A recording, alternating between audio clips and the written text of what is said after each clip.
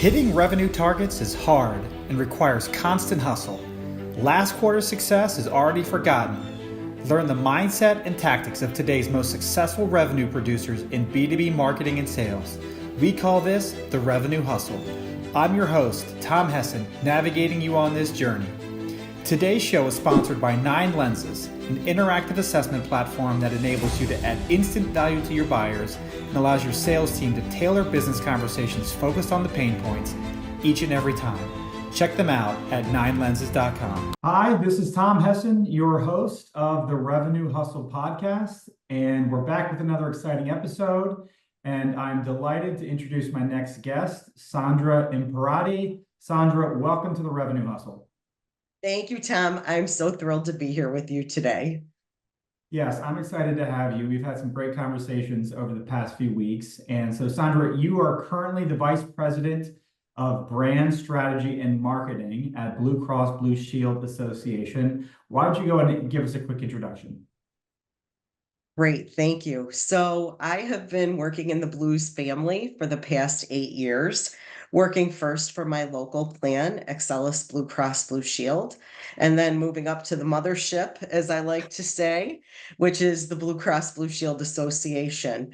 So what makes the Blues different is that we are comprised of 33 independent companies that purchase a license from the Blue Cross Blue Shield Association. So managing that blue chip brand, it has been such a joy and very, very important.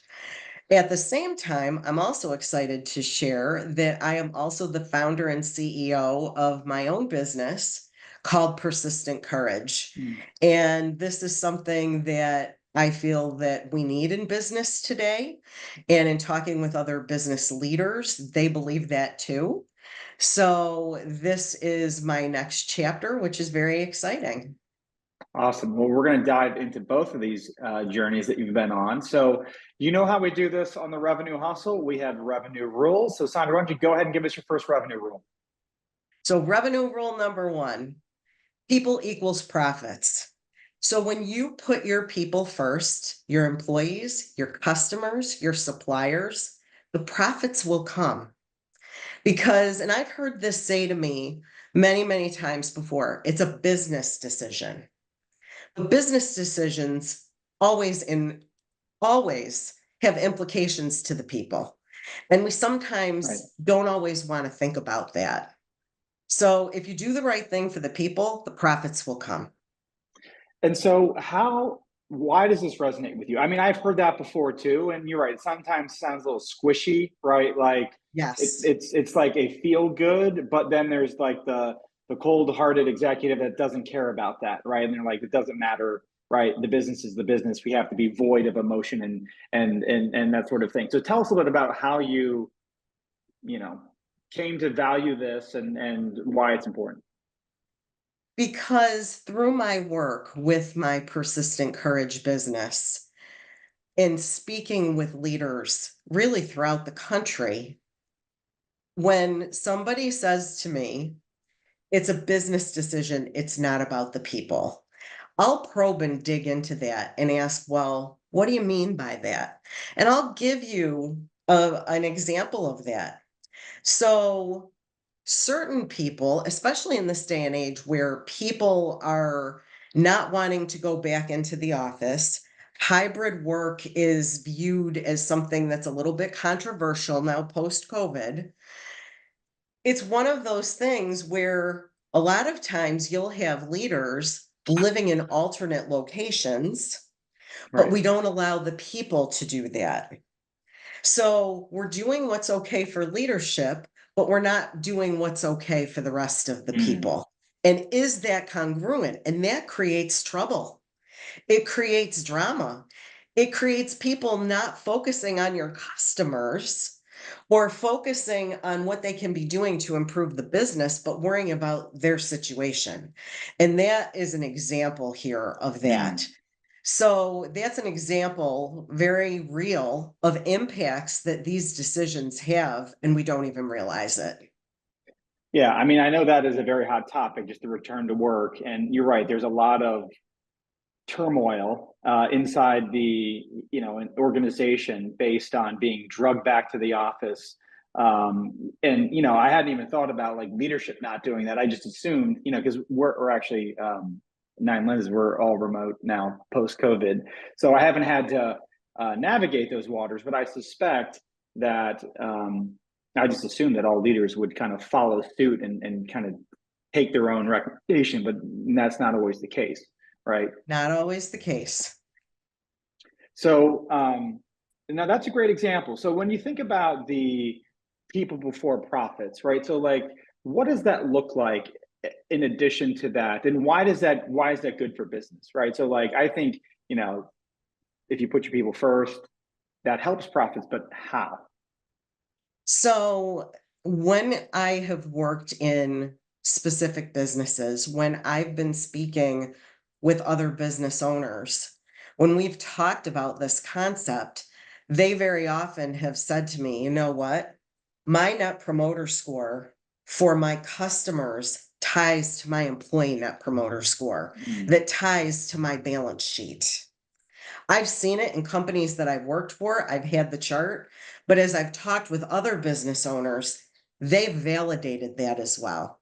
So when you are doing the best for your customers, you're doing the best for your employees, absolutely, your profits will follow.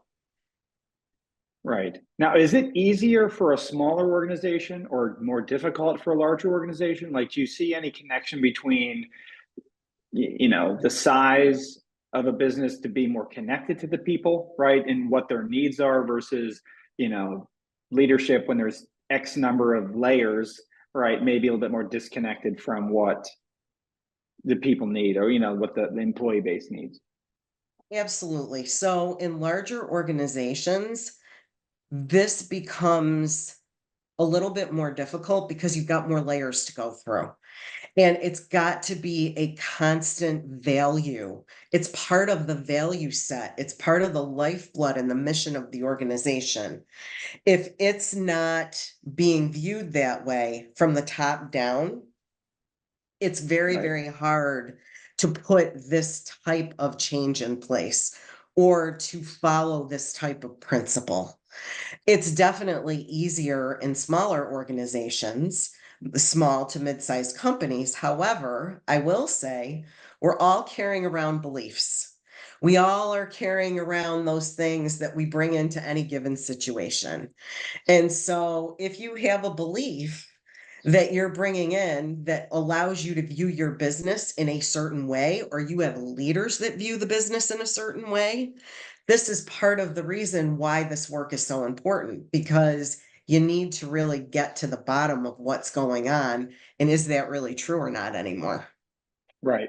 And so, I mean, I think you're absolutely right about in terms of this flowing either positively or negatively from senior leadership, because whether senior leaders know it or not, just the way like, the values that they hold flow down, right, positively or negatively, right? And so, like, have you been in organizations or worked with these other businesses where it's been both positive or a negative experience, and they may not care, right? If you say this, and again, it's just not part of their value system, and therefore you just can't get them to recognize this.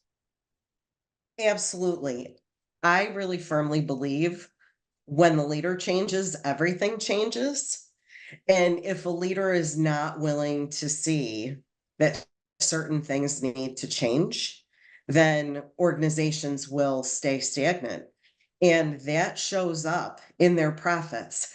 I worked for an organization several years ago in the energy business who was all about the transaction of selling their energy products. They didn't care about the customer experience. And they ended up on the news because customers were dissatisfied because they weren't making deliveries in a timely fashion in the middle of the winter. And they were leaving businesses and residential customers out in the lurch. And the CEO didn't want to focus on that experience either for his employees or for the customer. And ended up in a really, really bad public relations situation. Now that's extreme, but it just goes to show the cause and effect. And the revenue losses were significant at that point in time. Right, right, right. And so how do you coach, whether it be a peer or a customer in your new business, or maybe even an executive that you report to encourage this thinking if it's not natural? So I think honesty and open and honest communication are always the best policy. And so having conversations in the moment, I think, when I've been working for companies is very, very important. So I would recommend for those people that are working within organizations, have the courage to say what's on your mind and in a kind way, speak the truth. Mhm. Because nobody improves if everybody thinks everything is fine Right, or everybody's stuck in the tactics and nobody is speaking up. So definitely feel free to have those conversations. And I realize that can be a dicey proposition depending on the organization.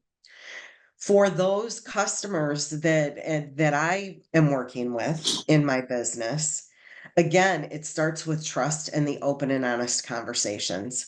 Me listening, taking in information, and then posing some thoughtful questions back. It also comes from me being that source that can speak to right, others that's removed from the situation and to perhaps give that feedback to leadership in a very different way than they've heard it before from somebody that isn't in the thick of everything that's happening within the organization. right, And that right. sounding board is important. Yeah, and now I suspect, we all have kind of blind spots, right? Just from our own experiences, our job, our role, what we're focused on. And um, so like you have to be open to hearing, right? Whatever it is, good Exactly. news, bad news. Um, have you ever had people resistant to share some of that stuff with you, or not having a door open to receiving any sort of input like this to say, we could improve the business? Because I know I've known people that didn't want bad news, right? Only bring me the good news, and that was a terrible cultural um, problem, right? It just made things worse. It definitely happens. I have had it happen. I have experienced it. And think about it. We are all people and human beings at the end of the day. And, people often say feedback is a gift, but most people view feedback very negatively.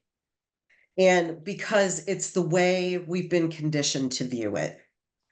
And so for some people, they can take that and process that through.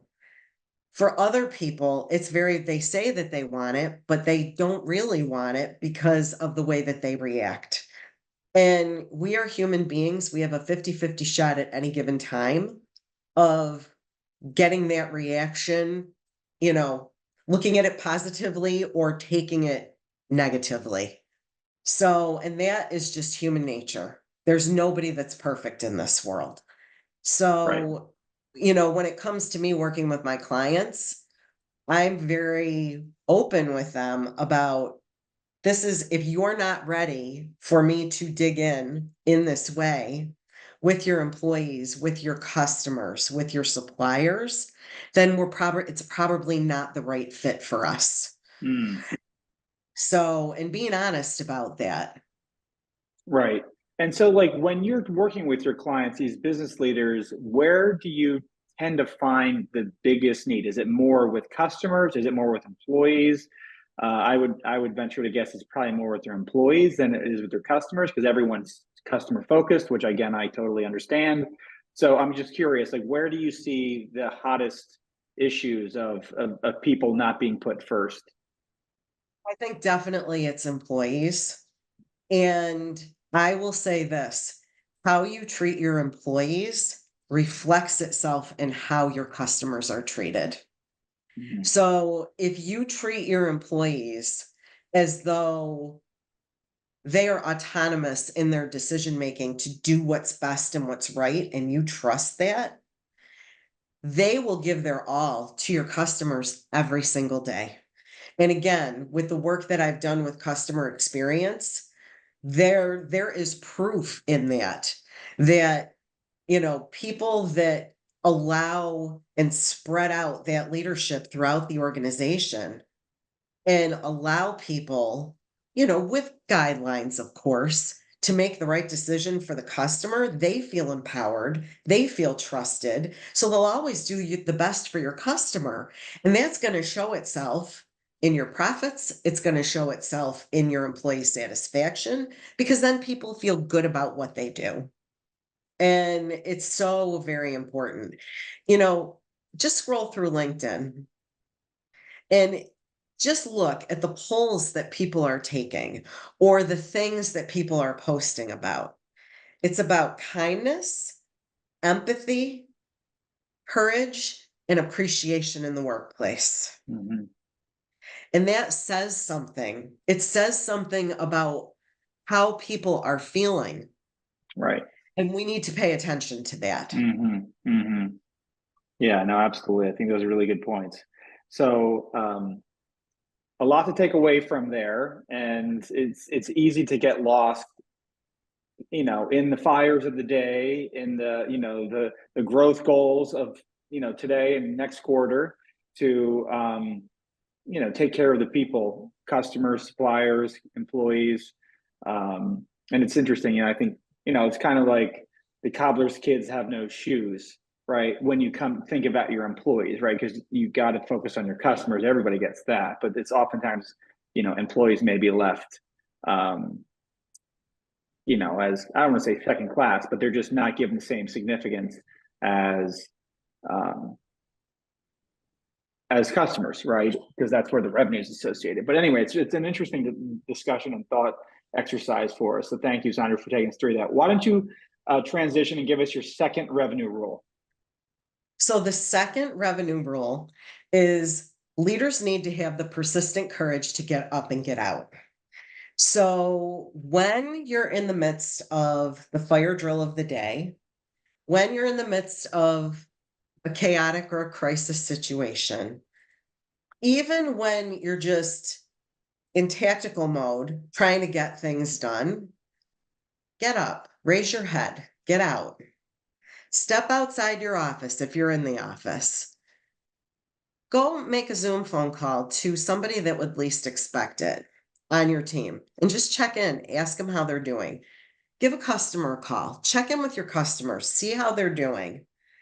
Those small steps go such a long way, and it's courageous because I'm telling you, for most people in senior leadership, when they see someone coming, they get a little afraid. They get worried that either they made a mistake, they get worried that, uh-oh, what's wrong? Is there something they want me to do? They don't necessarily think it's because I really care about them as a person and I want to know how they're doing. Or I want to hear what they've been dealing with so that I can get better insight on what's Right. going on with my business. Because, once again, when you get to that senior leadership level, you are removed many times from those types of situations. Unless you're in a smaller business where everybody's in it together. But even still, when you're the boss, people keep things because they're not sure if you really want to know, to your point earlier. So by being accessible and getting out of the muck, you Right. can actually help your business succeed and raise your profits because you'll be in the know on what's going on. Yeah, I think there is the famous Peter Drucker, leadership by walking around, right? Yes. Or management by walking around. Maybe Management that's by the official walking walking around. around. Yes. It kind of ties directly into that because there's a lot that you as a senior leader don't see, right? A lot of interactions. And again, as the organization gets bigger, it just multiplies exponentially. And that disconnect can create so many problems, or you as a senior leader making decisions with not the full picture, right? Exactly right. And you've got to dig in. I always say that data and spreadsheets, signal the problem, but you've got to really dig underneath for the why, because the surface answer sometimes isn't always the answer. Right. Eh, So you need to dig deeper. And when you get closer to the people, that's where the answers typically lie. Somebody knows, right? Somebody Somebody knows. knows. And if they feel like you're approachable and that they can tell you, you get to the answer a lot quicker. And, with this ever changing world that we're in, that's so important. Right, right. The speed of change is just so rapid. And, I was just talking to another executive about, when revenues aren't what they expected, leadership expected them to be. And then what's the cause? What's the problem? There's something, right? And it's not always a black and white answer, right? No, So that's you've right. got to get in there and do the work, because it's there, but it's not always easy to, you know, because it's so complex nowadays, right? It's very complex. Nothing is simple. And to your point, nothing is black and white. There's always shades of gray. So the more information you have that's rooted in fact, the better off everybody is. And if you've got employees that feel invested to be able to tell you what's really going on, oh my goodness, how much further are you, you know, down the line? You Right, absolutely are. So building those relationships and honestly, just showing people that you care about them as people. You know, people have so many things going on in life that we know nothing about. And showing that you care about them. I know it sounds squishy, but it's just treating people the way you want to be treated right, yourself. And, showing your employees that you care, saying thank you. Thank you costs nothing. right. So, you don't need to have these big foofy programs in place. Have a culture of appreciation. Mm, Goes a yeah, long way. I'm sure it does. I mean, it's the simple things, right? People want to be recognized, they want to feel valued, they want to have a meaningful work experience. And, as leaders, we have such a significant impact on their, our team's experience, positive or negative. And and it's easy to, again, like we said before, easy to overlook the significance that we have. And when we do it well, it has a lasting cultural influence, right? And can kind of trickle down, across teams, kind of around the whole team. So, I think it's great. And the one thing I wanted to come back to is, like, you talked about persistent courage. Like, I Yes. got up and got out, and you got to get out and talk to people and uncover. But why persistent courage? So persistent courage is all about doing the thing that scares you, showing, and I'm going to use the word love for others and for self. And it's this idea personally in business where you balance heart and head. And when you do those things together, you really can't go wrong. We tend to be driven very much by the spreadsheet, by the shareholder, by the business decision with the head. But when you lead with heart, that you don't go wrong when you put those two things together. Hmm. And that in this day and age and in this world takes persistent courage. Hmm. And that takes bravery to go there because we don't want to appear weak. So, leadership is about inclusivity. It's about making the hard call. It's about hearing the things that maybe you don't want to hear Right. and celebrating the wins. That's the other part of persistent courage. We don't celebrate what we've done No. well enough at all in this world. We're always moving on to the next thing. Yeah. Yeah. I'm guilty of that. And Yeah. I am too. We all are. But it's taking that step back to enjoy the moment and the here and the now and where we're at. that also takes courage. Sometimes the courage is in stepping away,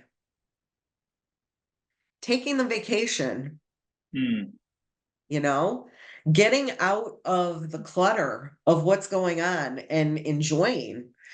I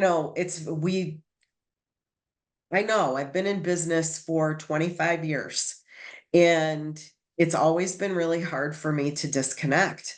But you know what? I was doing a disservice to myself and to my family when I don't. yeah.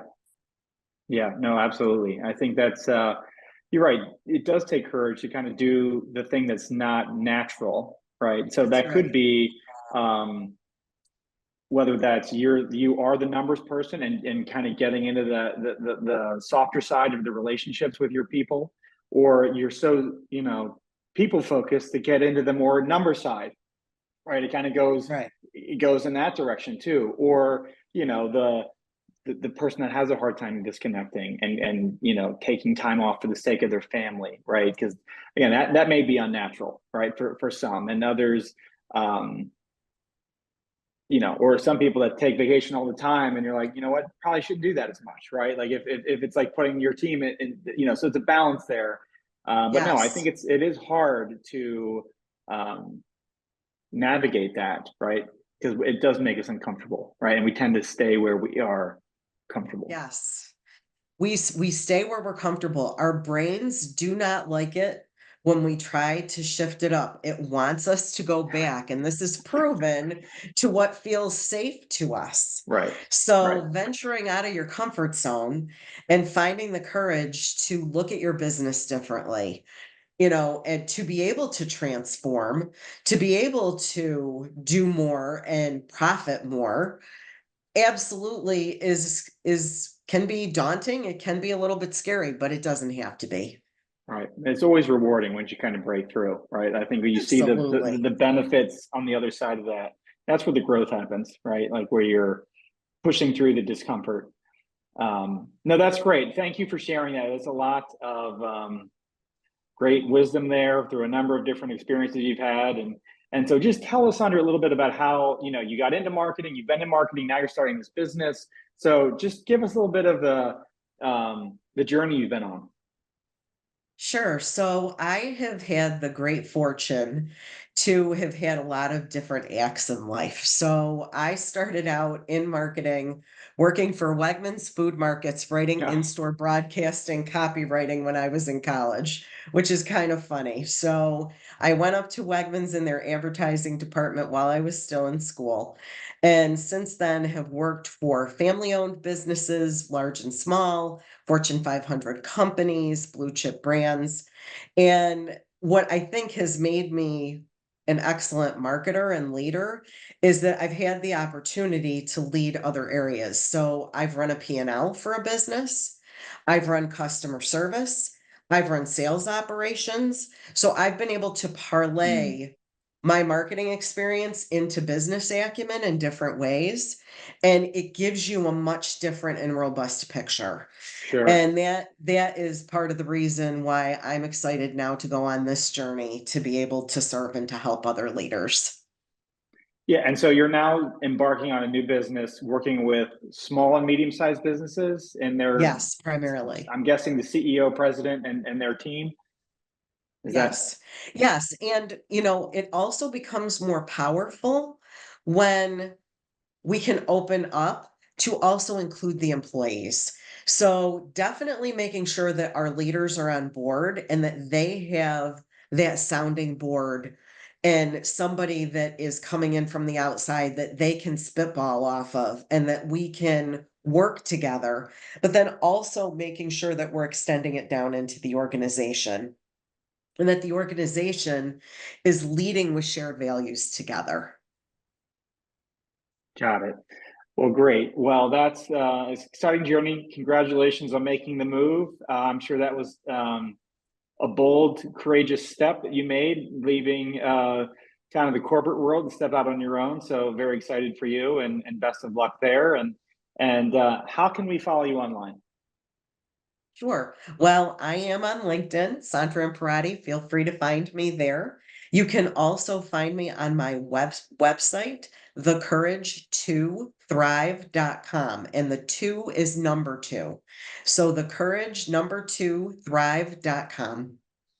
Fantastic. Well, thank you for coming on to the Revenue Hustle, Sandra. It's been a great conversation.